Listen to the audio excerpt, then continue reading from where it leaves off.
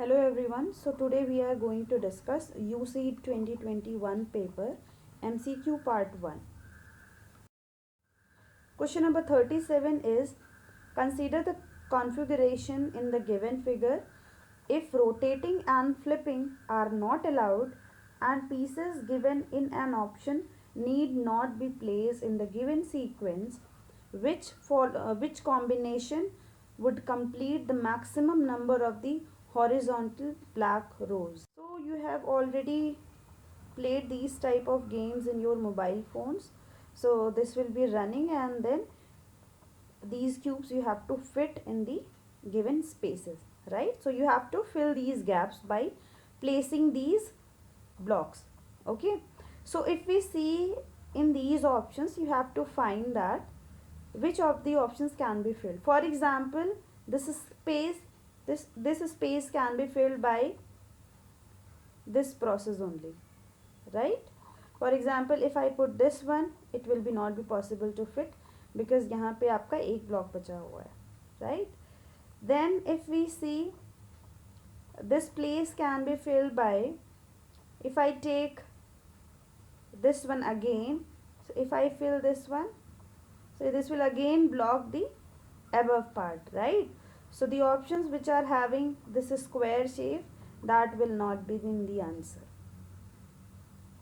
Okay क्योंकि यहाँ पे भी आपका स्क्वायर ब्लॉक है और ए ऑप्शन में भी आपका स्क्वायर ब्लॉक है, which is not possible. Okay, then we looking in the option B and C. So you have this option by starting. So this you can place at this point because in this question you have to make the maximum number of the black horizontal rows. Okay, so this can be filled by this way. ये आपका ऐसे fill होगा, right? Then उसके बाद यहाँ पे two lines are given. Again in the option B, this square shape is there.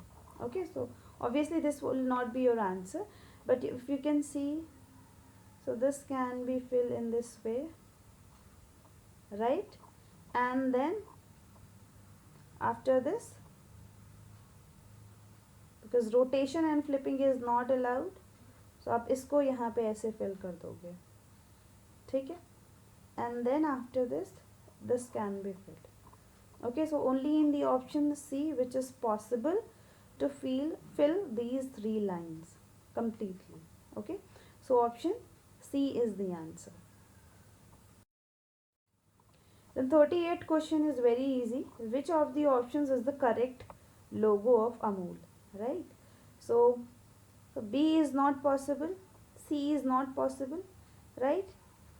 A and D can be possible if you can see the fonts closely. So you will find the more curves in the A option, right? Which is not the answer.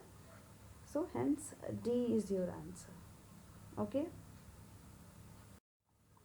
Then 39 question is, here some monuments are given and then you have to tell the empire, right? So किसके time पे क्या बनाया गया था, that you have to सी, और उनका empire आपको पहचानना है इसमें, ठीक है? One thing you know, this is Sanchi stupa, right? ये आपकी जो इंडियन करेंसी है उसमें भी आपको ये मॉन्यूमेंट दिखेगा, ठीक है? और ये अशोका ने बनवाया था in the time of Maurya empire, right? Then second is one the Vriddheshwara temple. Okay, third is the Hampi, right, which is related to Vijayanagara empire. तो वैसे भी अगर आपने थर्ड वाला पहचान लिया, so B and D, right, these are wrong. And A, P वाला तो कॉमन है because Mauryan empire. And S आपका जो है रेड फोर्ट है, ठीक है? ये आपको पता है कि मुगल के टाइम पे ये बनवाया गया था. Okay, so Mughal is also same in A and D, sorry A and C. And आपका जो सेकेंड वाला है दैट इज क्यू. एक में आपका पल्लव एम्पायर है और एक में आपका चोला एम्पायर है, right? So this Vriddheshwara temple आपका ये चोला एम्पायर में बनवाया गया था. So C is your answer, not A. Then question number 40 is, figure on the left represents a screen from a shadow puppetry show with the arrangement 1. So this is arrangement 1 behind the screen. So this is your screen as given here also. The fifth one is the screen. It means आप यहाँ से देख रहे हो. Okay. Which of the options will be the closest representation of the screen as result of the arrangement 2? So पहले वाले का आपको अरेंजमेंट दिया है, ठीक है, और यहाँ पे आपको इसकी शैडो बताया गया, दिखाया गया, राइट, यानी कि स्क्रीन पे क्या प्ले होगा वो आपको दिखाया गया है. तो सेकेंड वाले की स्क्रीन पे आपको क्या शो होगा, कितना साइज इंक्रीज करेगा या डिक्रीज करेगा, वो आपको बताना है in the given options. So as you can see this is the light आपकी इधर से आएगी and then that will form the shadow on the that screen, right. So आपको पता है कि जब डिस्टेंस से आपका ऑब्जेक्ट दूर होता है तो इमेज छोटी बनेगी, है ना. This you have also try by yourself कि आप जैसे ही लाइट के पास जाते हो आपकी शैडो बड़ी बनती है and then when you go apart from the light source आपकी जो शैडो होगी वो छोटी हो, ठीक है. So here you can see elephant का जो पार्ट है वो यहाँ पे है, फर्स्ट पोजीशन पे है, राइट. सो सेम पोजीशन पे ही है आपका, ठीक है, as you can see. Okay, नहीं सेम पोजीशन पे नहीं है, as you can see one आपका इस लाइन पे है, राइट, और वन आपका ये दूर हो रहा है. इट मीन्स ये आपकी इतनी शैडो बनाएगा एज कंपेयर टू दिस, ये आपकी यहाँ तक शैडो बना रहा है, ठीक है. ये आप देख सकते हो कि यहाँ से लेके पूरी यहाँ तक इसकी शैडो बनी हुई है, यानी कि जो आपको ऑप्शन होगा उसमें एलिफेंट का साइज छोटा हो जाएगा, राइट, बिकॉज ये डिस्टेंस जो है आपकी एलिफेंट के पार्ट से वो क्या है, दूर है, ठीक है, इसलिए इसका शैडो भी स्क्रीन पे छोटा बनेगा. And then one more thing you can see कि आपका जो ये ट्री है वो आपका सेकेंड वाले में काफ़ी पास है with the light source, right. अब यहाँ पे आपका लाइट सोर्स से ये ट्री इतना दूर है और इससे यहाँ पे पास है. इट मीन्स आपका जो ट्री होगा वो इनलार्ज फॉर्म में होगा, ठीक है. सो सी गलत हो जाएगा, डी गलत हो जाएगा. आपका जो आंसर है वो ए या बी में से होगा. तो आपको पता है कि इन the given screen in the second arrangement आपका जो एलिफेंट का साइज़ है वो स्मॉल हो जाएगा और ट्री का साइज़ बढ़ेगा, दोनों का नहीं बढ़ेगा, राइट, क्योंकि वो अपोजिट डायरेक्शन में जा रहे हैं. इट मीन्स ए गलत हो गया, बी आपका सही आंसर है. The next one is quite easy one. The handle was erased from the drawing of a mug. Which of the options represents the part that was erased, ठीक है. तो आप देख सकते हो कि यहाँ पे आपको टॉप व्यू दिया गया है आपके कप का, ठीक है. इट मीन्स करीब यहाँ पे आपका मग का जो हैंडल है वो यहाँ से स्टार्ट होगा और कुछ यहाँ पे जाके आपका हैंडल जो लगेगा, ठीक है. सो अगर आपका हैंडल यहाँ से स्टार्ट हो रहा है इट मीन्स जो फर्स्ट वाली लाइन है वो आगे होगी और जो सेकेंड वाली लाइन है वो पीछे होगी, ठीक है. तो ये तो हो नहीं सकता, ठीक है, इट इज़ नॉट पॉसिबल. चलो ये तो ठीक है but this part is not possible. C गलत हो गया. डी वाले में प्रॉब्लम क्या है, डी वाले में आपका ये प्रॉब्लम है, ठीक है. तो जब यहाँ से आप स्टार्ट करोगे सो ये वर्टिकली स्ट्रेट लाइन में होगा, डी गलत हो गया. ए आपको लगेगा कि ये आपको कुछ सॉरी बॉटम व्यू का कुछ आपको हैंडल दिख रहा है, ठीक है, इसलिए ये भी आपका आंसर नहीं होगा, ए भी नहीं होगा. Your answer will be B, right. बाकी मैंने ड्राइंग से आपको एक्सप्लेन कर दिया है. सो वैसे भी आप देख सकते हो कि B is the possible answer. Question number 42 is which of the options will replace the question mark in the given sequence. So here you can see some series is given in the form of the alphabets. So alphanumeric series का question है ये. आपको ये देखना है कि कौन से प्लेस के ये अल्फ़ाबेट्स हैं, right. First you have to understand this. आप अगर देखोगे so you will find that this is of the 6th position. ठीक है, आपका 6th प्लेस का अल्फ़ाबेट है. This is of the 11th. ठीक है, फिर U आपका 21 होता है और Z आपका 26 होता है. So here you can find कि इनका डिफरेंस भी 6 आ रहा है और इसका डिफरेंस भी, सॉरी, इसका डिफरेंस 5 आ रहा है, राइट, और इसका डिफरेंस भी आपका 5 आ रहा है. इट मीन्स 11 + 5 करोगे तो आएगा आपका 16 और 16 + 5 करोगे तो आपका आएगा 21. इट्स मीन 16th पोजीशन का जो अल्फ़ाबेट होगा that will be your right answer. So P is your right answer. All right. Then 2 of the 3 lines shown below indicate the tracks made by the bicycle. Identify which is the front tire track and which is the rear tire track. So here 3 different color lines are given. So you have to tell कि which one is the front one और कौन सा आपका पीछे वाले tyre का track है. ठीक है, so here you have to understand the curves of the lines. ठीक है, सो बहुत ज़्यादा अगर कर्व्स देखें तो आपकी पर्पल लाइन में है. ग्रीन और ब्लू लाइन को आप देखोगे सो एक दूसरे के पाथ को फॉलो करना है. ठीक है, यानी कि ब्लू जा रहा है आगे और ग्रीन थोड़ा सा उसके पीछे चल रहा है. ठीक है, और जो पर्पल वाला है that is having the maximum curve, right. So if you have already ride the bicycle, so you know that कि जो हम लोग curve लेते हैं generally in the while riding the bicycle, so you take turn with the help of the front tire. आप आगे से cycle को घुमाते हो so that will form the curve, right. पीछे वाला क्या करता है, उसका जो curve होता है that is more soft. ठीक है, सो उस तरीके से आपको देखना है कि ये कौन सी लाइंस आपका फ्रंट और बैक का ट्रैक बना रहे हैं. ठीक है, अब अगर हम देखें कि पर्पल वाले में, सो पर्पल वाले का अगर हम फॉलो करें सो ये गया है, देन ये आया है, ये आया है और ये आया है. ठीक है, अब जैसे आप अगर जा रहे हो, आपने अचानक से इधर किया टायर अपना फ्रंट वाला और फिर इधर किया तो आपको पता है कि पीछे वाला आया और फिर ये आपका थोड़ा सा कट लेगा. ठीक है, जो आपका फ्रंट वाला जो था उससे ये कट लेगा. जो बैक वाला आपका टायर होगा, अगर आपने कर्व्स लिए हैं बहुत ज़्यादा तो जो पीछे वाला टायर होगा वो क्या करेगा, क्रिस क्रॉस करेगा आपके फ्रंट वाले टायर के ट्रैक को.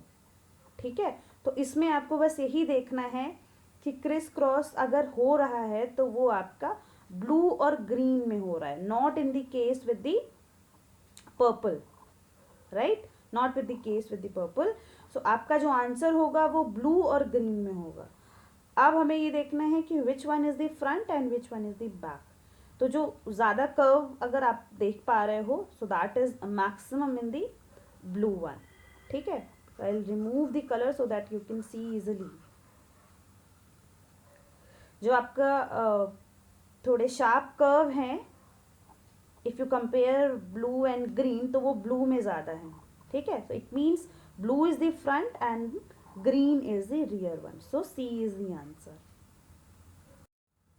Now question number 44 is an artwork on a paper creates an illusion of a ladder resting on a wall. When the paper is folded and viewed from a specific angle as shown in the image, which of the options correctly depicts the artwork on the paper when folded?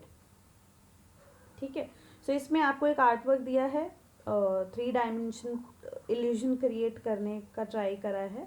सो इसमें आप paper को देख रहे हो ऐसे रखा गया, it means paper को 90 डिग्री रखा गया है. ठीक है, और थोड़ा सा पर्सपेक्टिव में भी दिखाया गया है पेपर को. सो अगर आपका पेपर 90 डिग्री है, यानी कि पेपर को अगर आप ऐसे रोटेट करते हो सो ये 90 डिग्री लेगा.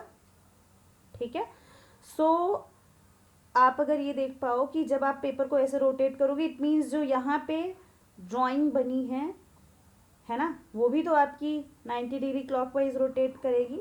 यानी कि जो आपका शेडो है वो कैसे हो जाएगा, ऐसे हो जाएगा, बिकॉज पेपर भी आपका ऐसे हो रहा है इस वजह से, ठीक है। So that is present only in B and C. D में क्या हो रहा है, जैसे पेपर को आपने हॉरिजॉन्टल किया, ये ट्रैक, ये आपका जो लैडर है वो, उसका जो शेडो है वो भी आपका लाइक बेंड कर गया है, सो वो पॉसिबल नहीं है। सो ए गलत हो गया है, डी गलत हो गया है, क्योंकि उनके शेडो प्रॉपर नहीं है। Then you have to compare the B and C, ठीक है। अब पेपर को पर्सपेक्टिव में रखा गया है, डजन मतलब मीन कि आपका जो लैडर बनाया गया है वो आपका ऐसा हो गया है, ठीक है। सो अगर आप डिस्टेंस देख पा रहे हो, या फिर आप डिस्टेंस से भी कंपेयर करो कि ये जो डिस्टेंस है ना, ये वाली जो डिस्टेंस है और ये वाली जो डिस्टेंस है, ठीक है, वो किससे मैच कर रही है, वो सी से मैच कर रही है, ठीक है। और लाइंस तो पैरेलल ही होंगी ना, फिर चाहे आपने पेपर को कैसे भी रखा, ठीक है। जो कन्वर्जन हो रहा है वो आपका वर्टिकली हो रहा है, not in the horizontal direction. तो ये पॉसिबल नहीं है जो इतना एक्सटेंशन दिखाया गया है। तो बी आपका आंसर नहीं होगा, आपका आंसर सी होगा। Next one is also easy one. On a racetrack shown below, choose the correct starting configuration. The athletes are not allowed to change the track. Each grid is 2 by 2 meter. So आपको क्या बताना है, correct starting configuration. Normally आपने देखा होगा schools में आपके जो ट्रैक्स होते हैं दोज आर सर्कुलर, ठीक है। सो अगर किसी ने यहाँ से स्टार्ट करा तो उसको कम सर्कल मतलब करना पड़ेगा, कम पाथ फॉलो करना पड़ेगा, और किसी ने यहाँ से स्टार्ट किया तो उसको ज़्यादा पेरीमीटर या सर्कमफ्रेंस को फॉलो करना पड़ेगा। इस वजह से आपके यहाँ क्या होता है, जिसको बड़ा सर्कल करना होता है या आउटर मोस्ट ट्रैक में होता है, उसको हम पा सकते हैं। तो कुछ ऐसा फॉलो किया जाता है, ठीक है। मान लो ये ट्रैक्स हैं, तो जो सबसे अंदर है, ठीक है, उसके पाथ को बराबर करने के लिए बाहर वाले से उसको उतनी डिस्टेंस पीछे रखा जाता है, ठीक है। ये होता है सर्कुलर ट्रैक में। बट अगर केस कुछ ऐसा है कि आपका जो ट्रैक है वो ऐसे है, ठीक है, आपका जो ट्रैक है वो ऐसे है, एस शेप में है, तो आपको ये समझना है कि यहाँ पे जो अंदर है, ठीक है, यहाँ पे जो पर्सन अंदर है वो आधे कर्व के बाद, है ना, मान लो ये आधे कर्व के बाद वो पर्सन बाहर वाला कर्व फॉलो करेगा, ठीक है। और ये जो बाहर वाला है, बाहर वाला जो पर्सन होगा, पर्सन बी, आधे सर्कल करने के बाद, ठीक है, ये क्या करेगा, सबसे अंदर वाले में आ जाएगा। यानी कि बात बराबर हो गई, चाहे आप इस पोजीशन पे रहो चाहे आप इस पोजीशन पे रहो। अगर आपका कर्व कुछ ऐसा बन रहा है, यानी कि पहले क्लॉकवाइज है एंड देन एंटी क्लॉकवाइज है, ठीक है, सॉरी नॉट क्लॉकवाइज और एंटी क्लॉकवाइज, पहले आपका ऐसे पार्ट कुछ बन रहा है और उसी के ऑपोजिट में आपका कुछ ऐसे बन रहा है, तो आपका डिस्टेंस सेम रहेगा, ठीक है, जो कि हम इस केस में देख रहे हैं। इट मीन्स, ठीक है, ये एक कर्व हुआ, यानी कि इसको हम एंटी क्लॉकवाइज ले सकते हैं। सो वन, और you can say one left hand के लिए है, so one left hand curve, right, one right hand. तो ये एक दूसरे को नलीफाई कर दिया इसने। इस वाले को कौन नलीफाई करेगा, ये करेगा, ठीक है। ये बड़ा वाला इधर जो क्लॉकवाइज जा रहा है, या आप लेफ्ट और राइट से कर सकते हो, तो ये इसको नलीफाई करेगा।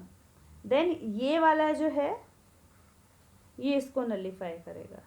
इट मीन्स सारे एक ही पोजीशन से स्टार्ट करेंगे, ठीक है, ट्रैक चाहे जैसा हो, बट एक दूसरे के डिस्टेंस को नलीफाई कर दिया गया, तो कोई गैप नहीं आएगा। It means your answer is C. Next is 46th one. The two identical cubes P and Q are made of smaller cubes in 3 cross 3 cross 3 and 5 cross 5 cross 5 configurations respectively as shown below. Alternate cubes are painted green and white as indicated. Identify the correct option. So here two cubes are given. आप अगर ध्यान से देखोगे तो जो volume है वो same है, बट यहाँ पे जो डिविजन्स हैं वो चेंज कर दिए गए। ठीक है, तो आपको ये बताना है कि इन ऑप्शंस में से क्या सही है। ठीक है, अब पहले वाले में बोला गया the surface area of green is more in P than in Q. देखो अगर यहाँ पे 3 है, यानी कि 3/3 का बन रहा है, और अगर यहाँ पे 6/6 का बनता तो हम ज़्यादा इजीली कैलकुलेट कर सकते थे, बट ओके यहाँ पे आपका जो बन रहा है वो 3/3 का बन रहा है और यहाँ 5/5 का बन रहा है। तो यहाँ पे अगर हम फ्रैक्शन में निकाल लें, एक सरफेस का ग्रीन पार्ट फ्रैक्शन में निकाल लें, तो कैसे निकालेंगे? 1 2 3 4 5 बाई टोटल कितने स्पेसेस हैं या कितने स्क्वायर्स हैं? 9। ठीक है, सो 5/9 एक का सॉरी पूरे ग्रीन का एरिया आ गया। एक का तो आपका 1/9 है, तो ये पूरे ग्रीन पार्ट का जो एरिया है, सरफेस एरिया है, वो आ गया है 5/9। इसी तरह अगर इसमें हम कैलकुलेट करना चाहें, सो 1 2 3 4 5 6 7 8 9 10 11 12 13, सो 13/5 × 5 25। ठीक है, सो इस फ्रैक्शन को जब आप कैलकुलेट करोगे तो इसका आंसर आएगा 0.52, और जब आप इसको कैलकुलेट करोगे तो इसका आंसर आएगा 0.55। इट मीन्स इसमें जो एक सरफेस पे जो ग्रीन एरिया है that is bigger than the green area of one surface of the Q.